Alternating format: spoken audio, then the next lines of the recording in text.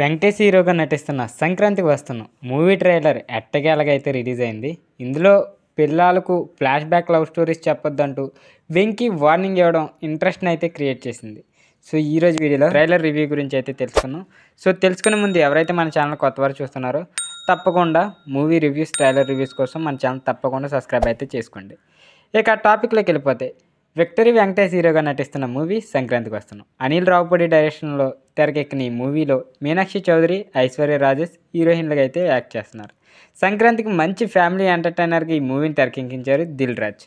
So ఈ మూవీని ఈ కాంబినేషన్ F2, F3తో అయితే వచ్చినాయి. ఇప్పుడు సంక్రాంతికి వస్తున్న సినిమాతో వస్తున్నారు. ఈ నెల మూవీ సంక్రాంతికి కానుక 14న అయితే విడుదల కానుంది. సో ఈ నేపథ్యంలోనే తాజాగా ట్రైలర్ని అయితే విడుదల చేశారు. మహేష్ బాబు సోషల్ మీడియా ద్వారా విడుదల చేశారు.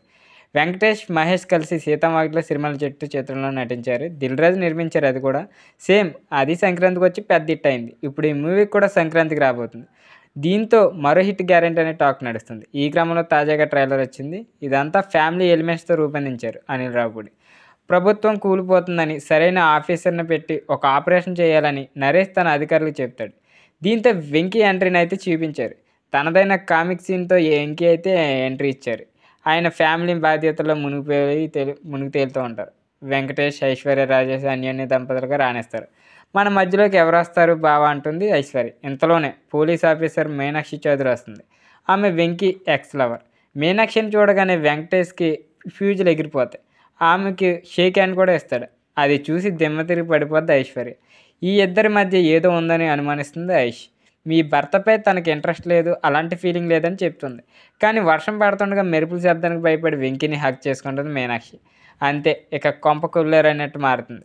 మీనాక్షి, వెంకీ కలిసి ఒక ఆపరేషన్ చేయాల్సి ఉంటుంది. వీరితో పాటు ఐశ్వర్య కూడా వస్తానని చెప్తుంది. ఐష్కి వెంకీపై అనుమానం. దీంతో తన ఆపరేషన్ సరిగ్గా చేయలేకపోతాడు. ఇప్పుడు భార్యలతో గొడవలే జరుగుతుంటాయి.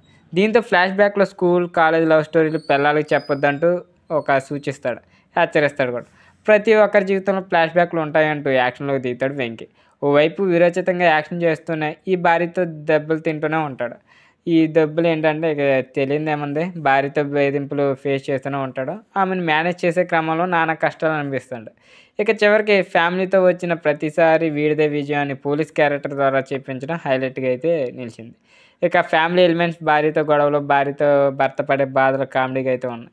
అదే సమయంలో రొటీన్గా అనిపిస్తుంది, బలవంతపు కామెడీ అనిపిస్తుంది. అనిల్ రావుపూడి F2తో పర్వాలేదు అనిపించాడు. కానీ F3లో మాత్రం బలవంతపు కామెడీతో చిరాకు తెప్పించాడు. సో చూడబోతుంటే సంక్రాంతికి వస్తున్నా కూడా అలాంటి ఛాయలే కనిపిస్తున్నాయి.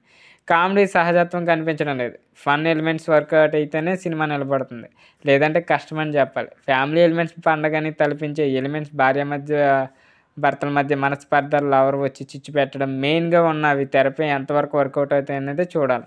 ట్రైలర్లో పెద్దగా వర్క్ కాలేదు. రొటీన్ రొట్టకొట్టుడు ఫీలింగ్ కలిగిస్తాయి. మరి థియేటర్లో అయినా వర్క్ అవుతాయి అనేది సస్పెన్స్. ఏం జరుగుతుందో చూడాలి మరి. సో ఇది రివ్యూ అయితే. సో వీడియో నచ్చినట్లయితే తప్పకుండా లైక్ చేయండి. ఇలాంటి movie reviews and trailer reviews కోసం మన ఛానల్ తప్పకుండా సబ్స్క్రైబ్ అయితే చేసుకోండి.